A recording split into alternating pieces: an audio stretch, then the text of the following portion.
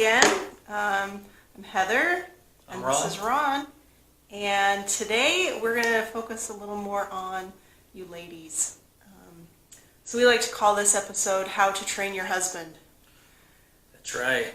Right. And she disagrees with me a lot, but over a period of 18 years, she's trained me in a lot of ways. And I typically don't like to let her know how she's done this. But I guess the secret's going to be out today. I'm excited to hear about it. Great. Well, so I would kind of first start off saying, I don't think you can really train your husband. you know, it's funny. This is where he disagrees. I think you can. But why don't you go ahead? So, the way, I don't know, the way I think about it, do you really want, a trained husband? Like they're, go fetch, roll over. That's not really what you want. What you want, ultimately, is a husband, or it can go either way, a spouse, who understands what you need, helps to accommodate what you need, and it's sort of about figuring out how to get to that place. Okay. Right? So let me set my argument real quick. Okay, let's hear it. So let's hear my argument.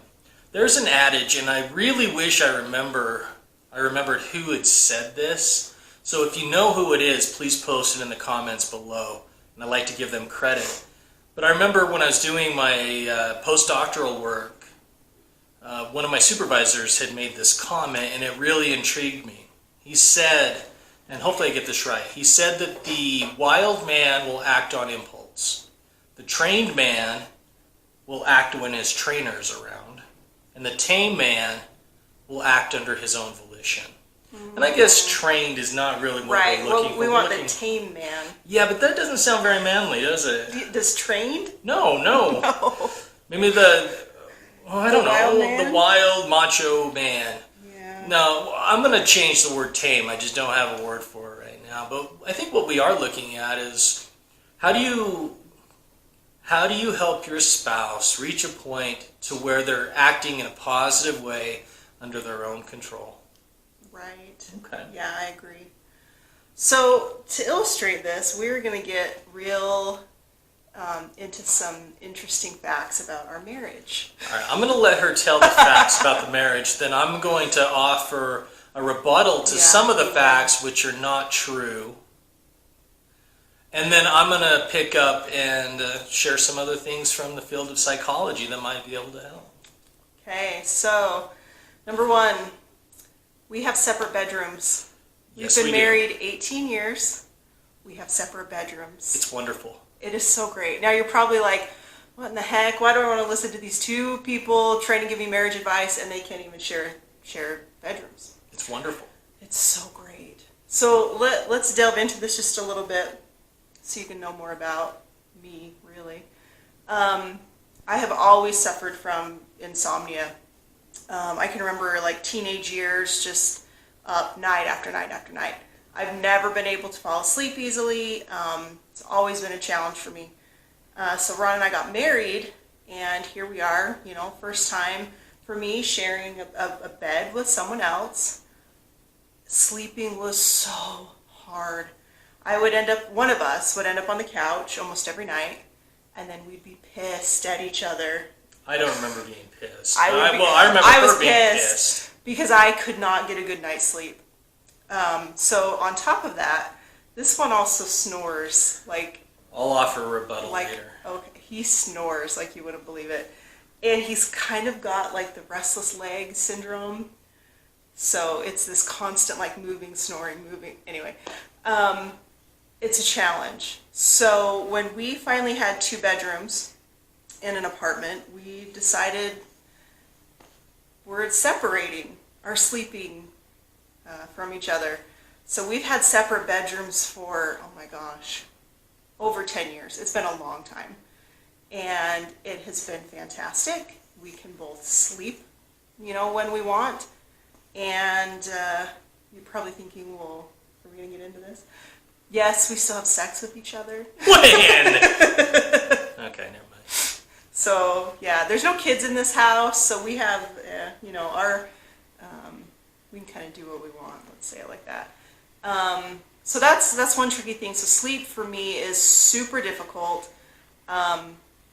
So I kind of have a routine every night when I'm going to get ready for bed. I start winding down about an hour. He's rolling his eyes already. He hates this so bad. I start winding down about an hour before I want to actually fall asleep. And kind of from that point on, like I don't want to be bothered. I sound like such a horrible person. I've just found that in order for me to fall asleep, this sort of routine works really well for me. So I start getting ready for bed, brush my teeth, all of that stuff, and then I'll get into bed and read, watch TV for a little while. But when my bedroom door closes, I am off limits. Like, if he opens that door, I'll lose it. She will lose it. I fully confess, like, this is a weird quirk I have, I guess. High maintenance. But I have to have that just quiet, winding down time for a good hour. And, go ahead. I've been talking a lot. If I get, like, startled or interrupted or anything, especially when I'm, like, I've just closed my eyes, I'm done. I will not sleep all night. So this, go ahead and jump in. You were going to say something. I just talk about training your husband. All right, this is a true story. Happened on 2 occasions, actually. It's probably like 2, 3 o'clock in the morning. I can't sleep very well. I've taken some sort of over-the-counter sleep medication, and I'm thinking, this isn't working, so I'm going to go downstairs and grab something else, maybe that can help me sleep. So I get down the stairs, 2, 3, 4 stairs, 5 stairs, and all of a sudden, I'm kind of drowsy, and I slip. I slipped down the stairs, like 3 stairs. The very first thing that went through my mind, not that my hip hurt or my foot hurt, I was scared to death. So what I did is I hid for about 10 minutes, pretending like I wasn't there. And once I knew that she wasn't awake, then I went back to my bedroom. I didn't sleep the rest of the night. I assumed she was probably going to sneak in my bedroom and kill me. He was really not exaggerating. Like, when I say I would come unglued, I would yell and scream at him. And it's not even falling down the stairs, which is fairly noisy. Like, any amount of noise, and I'm done. Like, that reminds me why I fell down the stairs, because the light switch is next to her bedroom door. No, that little... You can't turn the light switch on. It's in the complete dark. Oh, man. I need I need some more help than this for my sleeping, but... So let me ask you this. Do you think you've trained me to be quiet a little bit? I would say I have trained you, but it took a long time. And the way that it finally worked, because yelling for years didn't work. Getting mad and ornery and stomping around didn't really work. And that, it didn't help me fall back asleep either, because then I was all amped up. I really had to explain to Ron what was going on. Really how difficult it is for me to fall asleep. And I know I'm crazy, but, please just help me out. Like, do me a solid and don't make a peep in the house once I go to bed. Which I realize sometimes we have crazy things that we need, right? But I talked to Ron about it, and it didn't happen like overnight. But he was much more understanding about, he was much more accommodating of what I needed. And it's such a huge change for us, because now I sleep better, and sleeping good is a good thing for your health and your happiness. But yeah, so I think that's the most important thing, is you have to tell them what you need. Nobody is just going to magically know what their spouse needs or wants or is thinking. And we'll probably talk about this a lot. You have to tell them. And yelling and screaming and nagging is not going to work. It does sometimes work, unfortunately. Well, it's not going to work in the long run. In behaviorism, they talk about reinforcement and the punishment. And what they realize is that you need a lot of positive reinforcement to overcome one single punishment. And I think you're going to get longer lasting change, though, from reinforcement than you will punishment, because I'm sure you realize this. I mean, people are going to try to find some way around the rules. Yeah. But if you're reinforced to think, this is what I should do, this is how I should show my wife that I love her, by being some sort of sleep ninja, then that's what you do because you love her. Right. Or you don't want to get things thrown at you anymore. Yeah, or punched in the face. Or punched in the face. Yeah, either way, it's good. Yeah, but for sure, the conversation and continual conversation, saying thank you so much. I'm sure I don't say it enough. Thank you so much for being so quiet for me at nighttime. And yeah. You're welcome. Thank you. Yes. I think we've had a moment. Okay. Let's talk about another thing. So I think all of us women are a little more particular about maybe things around the house. But I don't want to make like a general, sexist comment, but that seems to kind of be the case. We care a little bit more about, how the decor looks, how the pantry's organized, when we clean things and how we clean things. One thing that has bothered me forever is loading the dishwasher. So, not to say that Ron doesn't load the dishwasher, but he just doesn't do it the way I think it should be done. Again, I have a little OCD, I think, in me, so he's got a lot to put up with. But I just think, there's an order, of how to put things in, so it's just easier to continue loading until it's full, and I'll open the dishwasher, and there's just it's a disaster. And I feel like the dishes aren't going to come clean, and I can't tell you how many, knockdown, drag-out arguments we would have about this stupid knockdown, dishwasher. drag-out arguments is a bit over-exaggerated. It's a little over, but we would, arguments about the dishwasher. And I spoke up in a decent way and, tried to say, why don't you do it like this, and this would really help me, and whatever. So that may not always work. But I think what you have to do is figure out what things are really important and what are just little things that don't really matter, like the dishwasher, or how, the towels are folded, and just let it go. Do I still get or I roll my eyes when I open the dishwasher and it's not the way I want? Yeah, but then I move on. I mean, before I would get so annoyed, I would hold a grudge about it. I would build up inside, and it's just so stupid. We're talking about a dishwasher, right? So you've got to figure out those things that just really don't make that big of a difference to you, and start letting those things go. And that was a huge turning point, I think, in our relationship. And it wasn't just the dishwasher, but just me letting go of those little annoyances and just moving on, because they're not important, right? What do you got to say? Okay. Well, you're telling your personal story here, and I think that's very important for the context of this type of thing. But you did train me, and there's a couple of things when it comes to training your husband that, although, again, as I mentioned before, the word train is not correct. And again, Heather doesn't think you can, but there is a very important element that we've discussed in previous videos, and that's you can change your own behavior to influence another person. Now, I think some of the biggest goals here to train your husband is, number one, having clear expectations of how you should be treated.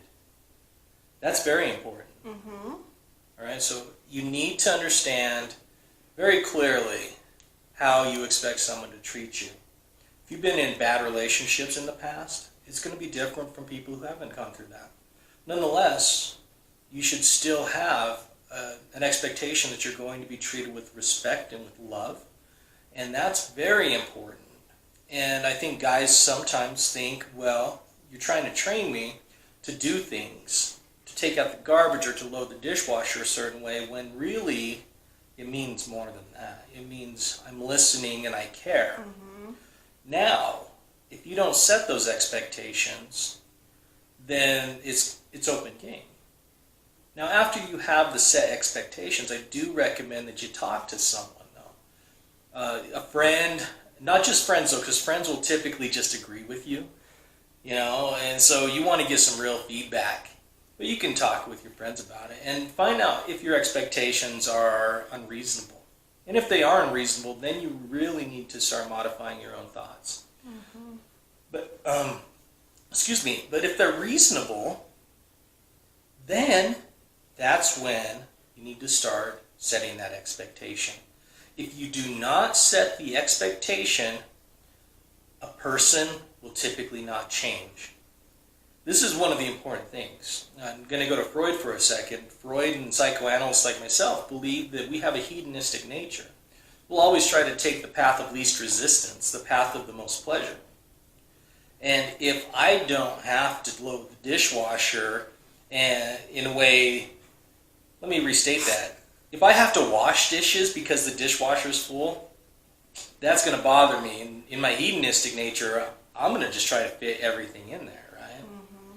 So I need expectations. But those dishes would fit so much better if you just loaded them properly. I'm sorry. You don't load a dishwasher with plates like this. You load it stacked like that. Yeah, I've been doing it wrong all this time. The whole time. Yeah. Get it straight. Okay, so setting expectations, making sure that the expectations are reasonable, and then setting and expressing the expectation. And this is where the conflict can come in. Why don't you go ahead and continue to tell your story?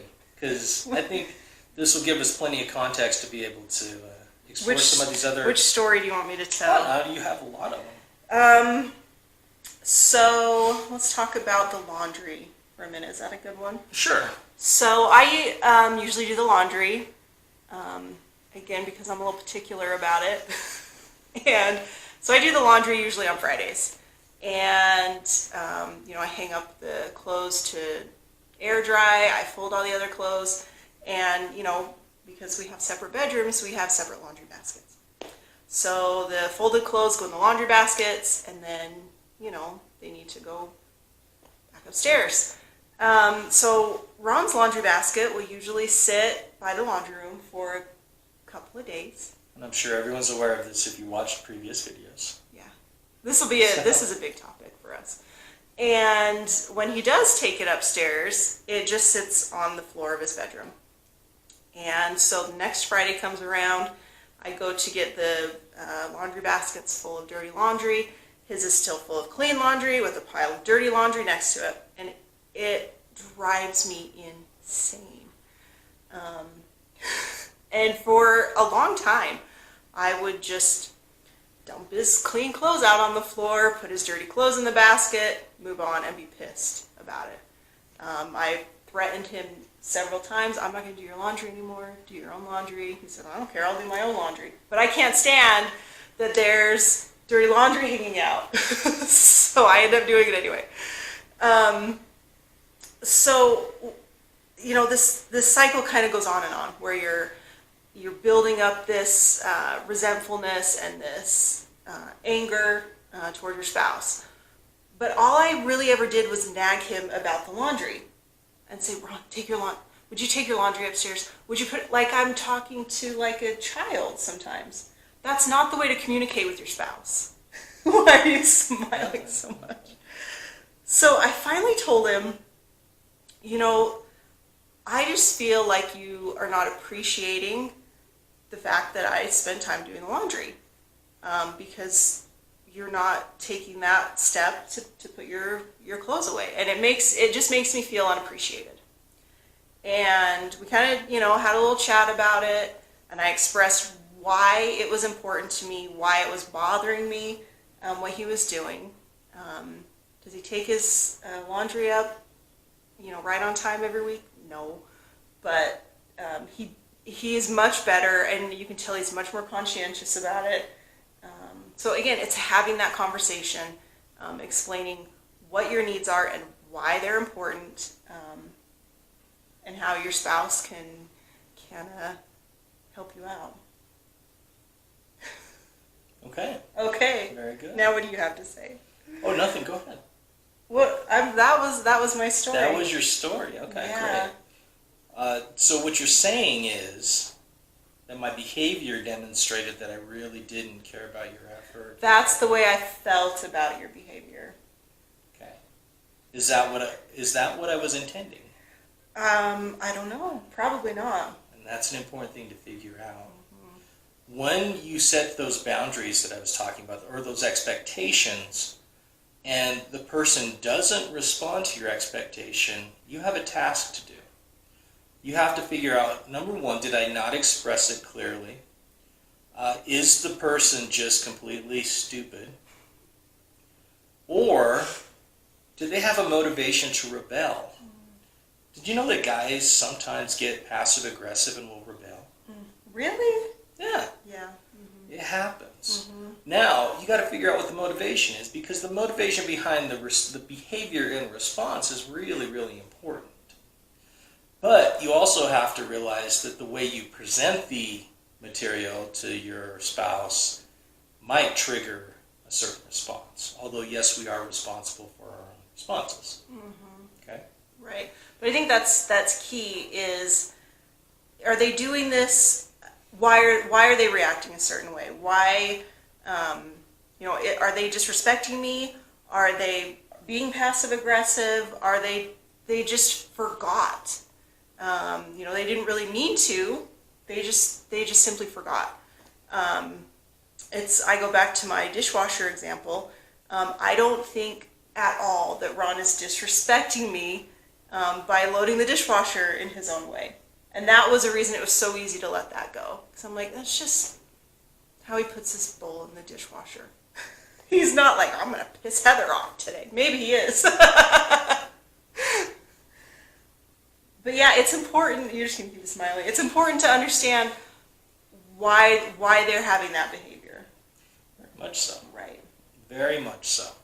Now, there's also a different element here, if I can jump into it. We're Go for talking it. a lot about how to train behavior. But there's a more important element in terms of training how a person responds to you, how they treat you, and so forth. There's a number of different things.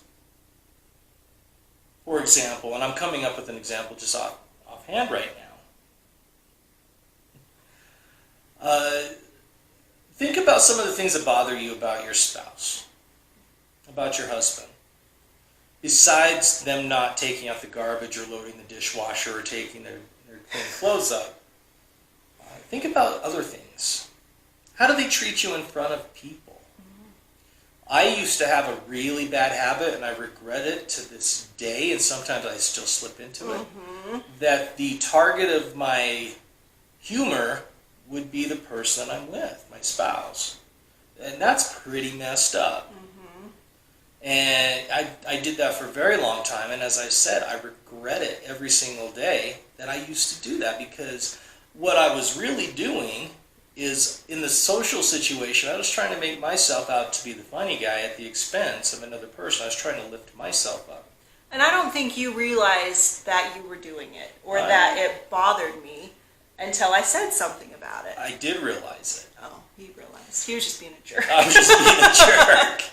No, I mean, I would realize it. I mean, in the social situation, sometimes difficult social situations, it's how I coped. Not by any stretch of the imagination a good way of coping. But do you remember how you trained me to treat you better in those social situations? Not really. What did I do? You don't remember? Well, I brought it up to you, I remember, but I think I would get, like annoyed, quite honestly. I don't know, you have to tell me. she would get constantly annoyed and nag at me about it. And I didn't listen until she came to me and said, "It's hurting me."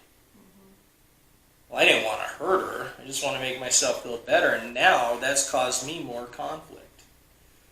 All right, so you trained me how to treat you better. Yeah, I agree. Okay. Very much so. You have something to say? I don't have anything to say. No. There are a number of other things also. And we'll get into this in greater detail in another episode, but there's a lot of things that guys struggle with. Not every guy, but jealousy and insecurity and so forth, which is a common theme in this marriage series. And we'll do really negative behaviors in response to that. In one of the episodes, I talked about projective identification. And if you didn't see that episode, projective identification is where a person, in this case the man, will experience some really negative feeling. And because projective identification is a coping strategy, the purpose of it would be to decrease distress and increase pleasure. And projective identification is where then I will project my negative feelings like jealousy or insecurity onto my spouse. If you know my spouse, you know that she's not jealous and she's not insecure. And that's a problem if I'm trying to project that onto her. Then I need to move in the second step and try to get her to feel that way. The way I understood this really well was, say for example, Ron tells me, I don't know, "You're so stupid. You're just so stupid." I'm a fairly smart person. I know I'm not stupid. I do stupid things sometimes, but I'm not an overall stupid person. But he keeps telling me I'm stupid. I want to add some. This is a fictional example. This is totally fictional. Ron has never said this to me. But really, he is feeling like he has made a mistake at work or something. He's feeling stupid. He's feeling inadequate in some way in his intellectual capacity. And so he's now projecting that onto me. And I can start to, if I listen to that over and over again, I'm like, maybe I am stupid. You know, gosh, Ron keeps telling me I'm stupid. I must be stupid. You have to recognize right away that you know you're not stupid and shut it down. Because it can continue to eat and eat and eat at you until you start believing it yourself. So that's kind of what we. Yeah, that's how I understood it. And so, what do you do about that? And I mentioned this in the previous episode, so I'm not going to go into it in great detail. But you have to realize what's yours and what's his in terms of emotions, and you have to set a clear boundary. Reflect that emotion back to them if it's safe to do so, and then say. You have to set the expectation. Again, you will not treat me like this, and so forth. Right. And don't call me stupid. Don't call me stupid. And you know something, you suck. And so if you really think about it, the whole concept of training your husband or your spouse really has to do with training yourself. Knowing how you should be treated, knowing what to expect, and being able to communicate that. And then if a person is not able to do that, then what would you do? Well, then you got a lot of work to do. A lot of work to do? Yeah, but you can't start the work until you recognize those things first. Right? Right. Okay. Well, that's all? That's all. We'll get into many other things in this marriage series. Yeah. But so, get training, okay? Our cute cat just walked in the room. Sorry. Maybe she'll talk. Yeah, but thanks for joining us again. And yeah, we've got lots more to come. Now remember to subscribe to our YouTube channel and also hit that little bell so every time we post something new, you'll get notified. Right. And check out our blog. Life Together with Dr. Ron and Heather, I think is what it's called. Our Facebook page as well. Check out our Facebook page. Where we go into a lot more detail about this. We'll give you some references and recommendations of things that you can do some more research on.